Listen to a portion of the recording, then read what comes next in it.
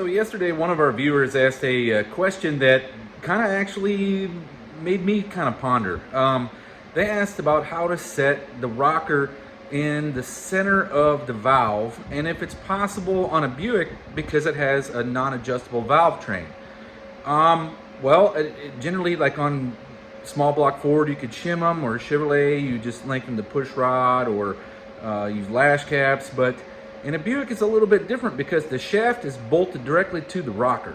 So I decided, maybe it's smart to even try, if there's any kind of adjustability to it whatsoever, to see if we can get the rocker arm dead center in the valve in the up and down relation. And so today I decided to do a video on it to see if it's even possible or what it would take to make it happen.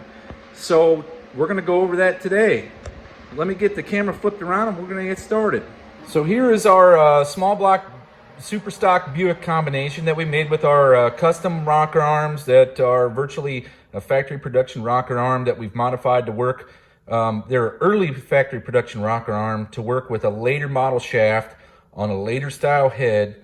And we're going to try to shim the rockers or see what we can do for adjustability on them, because it isn't like your standard Chevrolet or your Ford small block. There is very little adjustment to this thing with in relation to where you can put the footprint of the rocker. So today I'm just going to do the basic things that we've done, that I've done in the past with Fords, with Chevrolets, to try to get the rocker in correct relation to the valve. And first we got to find out where we sit at. So the only thing I've done so far is I pulled the rocker arms off and I've backed off all the push rods, and I've wiped off the top of each individual valve stem, and I've colored it in with dry erase marker, right? And the reason why I'm using dry erase marker is it actually is going to give you a simple wear pattern to where the valve, where the rocker sits in relation to the valve. And what we're trying to do is not shim it to the left and right, because we've already done the shimming to the left and right with our shims, but we're going to try to move it up and down. So this is an up and down relation to where the rocker arm actually sits on the valve. The ideal situation is the rocker arm would sit towards the bottom, and as it moves through its travel, it would move upwards. And then ideally, what you would find is halfway through its travel, it would be exactly dead center of the valve. Okay, that's the ideal situation. Now, with the Buick having limited travel because of you have the rocker stand here where it's actually bolted to the rocker stand. If there was a little bit of adjustability, like say a 340, 300, or 215, they have a little bit of adjustability because they have the stands built into the rocker, and you can actually shim those stands that are mounted on the rocker shaft to bring the whole entire rocker assembly up or down. In this situation, since it's bolted directly to the head, you cannot move the rocker up and down. The only thing you can technically do is move the valve locations really up without any machine work. If you needed to move it down, it would take cutting the stem of the valve so many thousandths to move the stem of the valve a little bit further down so that your rocker would sit dead center in relation. But today, since that was kind of a question that had me pondering, and I've never really done it beyond just bolting them down and hoping that they travel, in the correct distance, we're going to find out where we sit at with our super stock Buick combo. I'm sure it's probably going to be a little bit off, but then what we can do to adjust it to bring it up or down or move things around. So we're going to see what happens today. The first thing I'm going to do here is bolt the rocker arm assembly on in place with the dry erase marker on the stem of the valve, so we can have a baseline where we have an idea of where our stuff already sits. So once I bolt the rockers down, then I'll adjust the push rods up to length. It won't be lashed or anything like that. They'll just be taut against the rocker, and that way we'll see where the travel is at on the rocker arm. Step one, the first thing I did was install the rocker arms, and I torqued them down to spec. The next thing I did, which would be, I guess, step number 2, is bring all the push rods up until they're taut. You don't have to crank them or anything like that. You're just trying to get a relation of where they're at on the valve, but you do need to take up all the distance in the rocker so that it's fairly accurate. Now, it hasn't been lashed. That's something that would make it even more accurate, but it's probably not going to affect much for this test. I did have to turn the motor over probably 90 degrees to get all the push rods to length. So the ones that were already up in the bores, all I did was leave them loose, turn the motor until they fell back down, and then tighten up the push rod. So now we need to turn the motor over. Generally, you're going to have to go 2 complete revolutions so that each individual rocker has the opportunity to move up and down. So just grab our wrench here, or ratchet.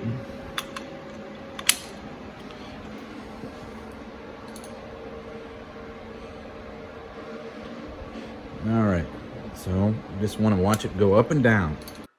5 minutes later. All right, there's 2 complete revolutions. Okay, the next thing to do that I feel is probably the right thing to do, instead of just unbolting the rockers and then making a mess of the whole thing, is to back the push rods off. So give me a few seconds and I'll get the push rods backed off, and then I'll pull the rocker arms off and we can see where the rocker's sat. Okay, so I got all the push rods backed off, and I did get the rocker arms pulled off. And we zoom in here, you can see the witness mark on the top of each individual valve, right? Now, the reason why I think that it doesn't look even, it looks all off center, is that these push rod, or these rocker arms are used. They're off of a 68, 69, 350 Buick motor that probably had, I'd say, usually 60 to 80,000 miles on it before it was pulled out, and then somebody did something else with the motor. But I ended up with the rocker arms. So the wear pads on them, because they were never shimmed from the factory, right?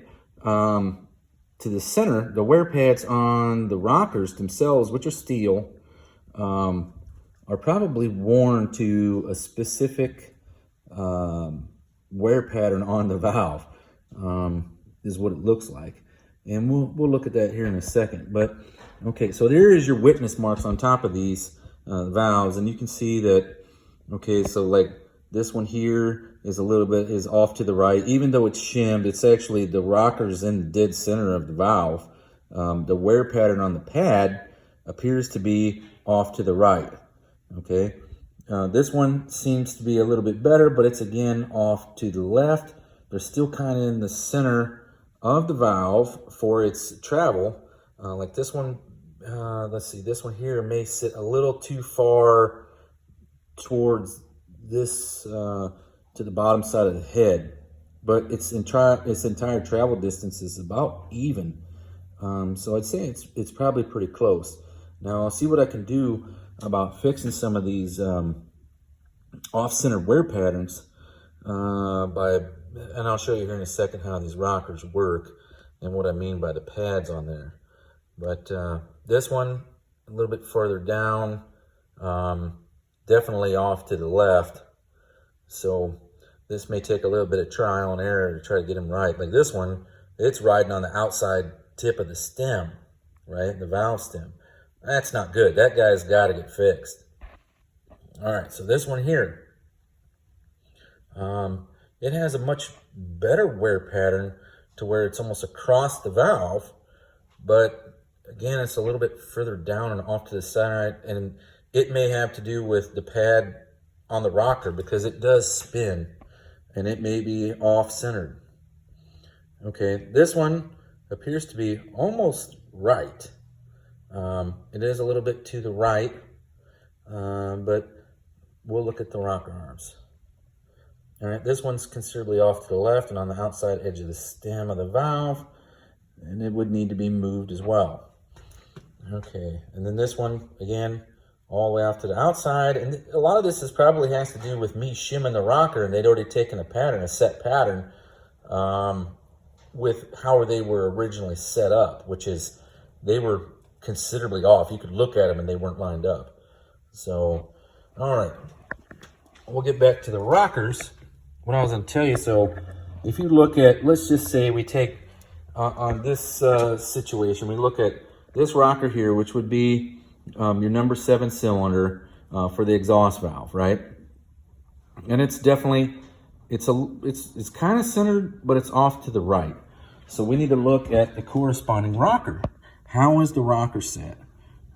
So if you flip it over, you see these pads here. These pads are steel because this is an aluminum rocker. So the pad here is steel. But if you look from the, where it rode for all those years, 60 to 80,000 miles of regular service, it's set way off to the side. So it's probably worn this side more than it has this side. Okay, now these things do move. They're somewhat, they're not really pressed in there. They do fall out sometimes. And this was the big concern about these Buick ones. Let me see if I can spin one. But in the early days, these rockers, this is one of the things that they talked about, it having a downfall of this. But, okay, I can't spin a single one. Let me get a pair of pliers if I can see if I can spin it around, pull it out.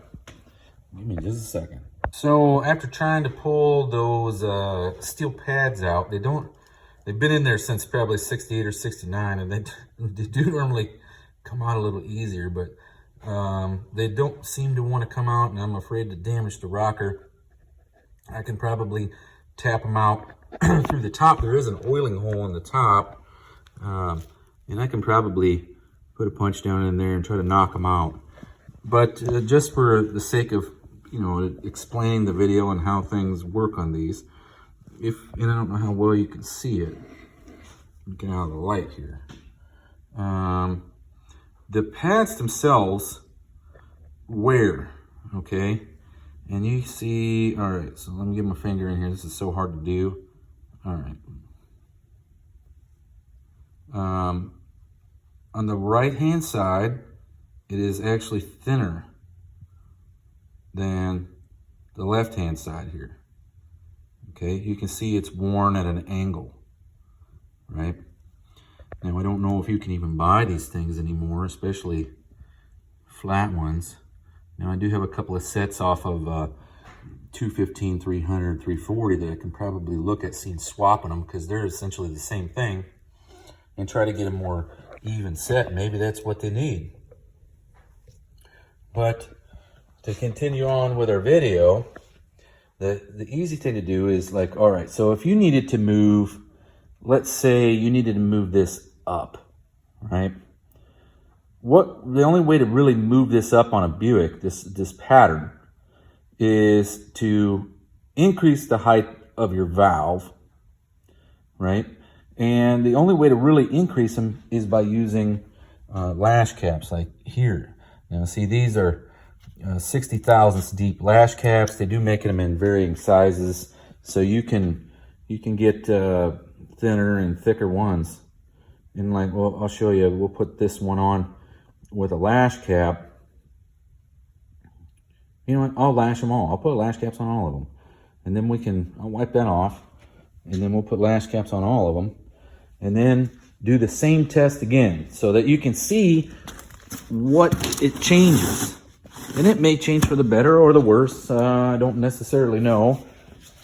This would be the first go round for this, because this is something that you generally do when you're trying to set the valve in there perfect. And this is where you would set your the lash on the valve, because it'd be the last thing you did before you're ready to go. All right. So what we're going to do is put a lash cap on every one of them. We're going to bolt them all back down, and then put some more marker on them, and then see where it all comes out. Okay, so I got the rockers reinstalled.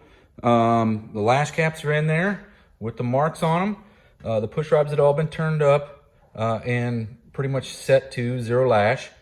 And I turned the motor over twice. Okay, so now we're going to need to go through and back off all the push rods again, and then take the rockers off, And then we can see where they sat in their travel on the lash caps and see what the difference is.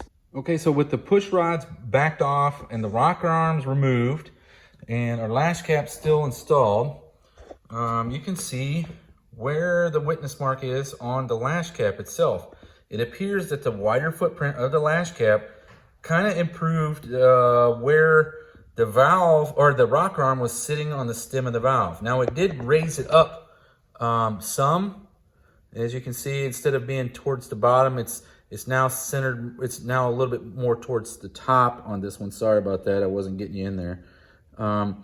This one here, it looks a little weird. I'm sure it went through its rotation, but I don't know what happened there. This one, again, it's more in the center. Same weird thing happening here on this one. I'm sure it's traveling through its, but it's just not, it may have been that the marker might have been too wet when I did it. So, and then this here, you can see the entire path that it's traveled. It's still a little bit off center to the left. And I think a lot of that has to do with, like I said, the rocker arm wear. They're worn at an angle, right? So maybe I should see if I can get some new pads and replace them and have a new true surface. That might be the ideal way to go. But, man, it looks like maybe these 60,000s lash caps might be kind of the way to go somewhat. Well, that's essentially how you set it. That's the only real adjustment points on this set of the Buick rockers on the 350 and the 455 with the stands integrated into the cylinder head casting. The adjustable push rods allow you to pretty much just put set the lash on it, because the problem with adjusting the Buick rocker is you would need to bring the stand up. And bringing the stand up to change the relation of the rocker arm, let's say we could do that, right? Like it was a 215 to 340 set of rocker arms, or even the early 225s, I believe, are the same. You would just shim it behind here, which would bring the entire rocker shaft up, okay? And you would want to have the same amount of shims under each one so that it doesn't bind the rockers, and they need to be the same thickness, right? If you did bring the rocker up, you could then adjust the push rod out further, and then what it would do is it would move the relation of the rocker up or down on the stem of the valve, right? In this situation, this, well, we're going to call it the receiver here in the rocker stand, is machined in there for the size of that, of the shaft. So I would technically need to, I guess, either machine this out larger and then make some kind of shims, likely out of aluminum. Ideal situation would be hardened steel, but on a regular, like a Buick 350 or the big blocks, you would most likely have to cut the stems on the valve to change the relation of it. But I do like how it turned out with the 60,000s lash caps on there. It looks like a lot better footprint.